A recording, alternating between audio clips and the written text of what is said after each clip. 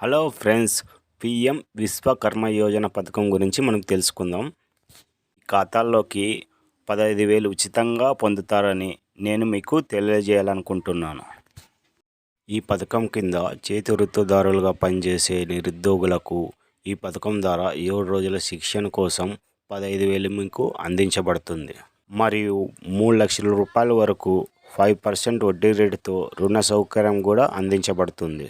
అవును, ఉద్యోగ సంబంధిత యంత్రాలు లేదా ఆధునిక పరికరాల కొనుగోలు కోసం టీఎం విశ్వకర్మ యోజన కోసం దరఖాస్తు చేసుకున్న ప్రతి లబ్ధిదారునికి 15,000 రూపాయలు కూడా ఉచితంగా ఇవ్వబడుతుంది.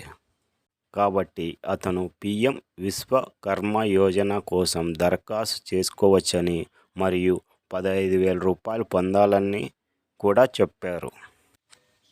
దరఖాస్తు చేయడానికి అవసరమైన పత్రాలు: రేషన్ కార్డ్, ఉపాధి certificate, Aadhaar card, colour photo, mobile number, bank passbook వివరాలు.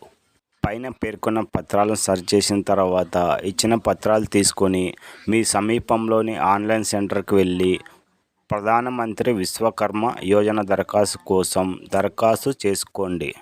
మరియు మీరు 15,000 ఉచితంగా పొందవచ్చు మరియు మీరు 3 లక్షల వరకు లోను సౌకర్యం కూడా పొందవచ్చు.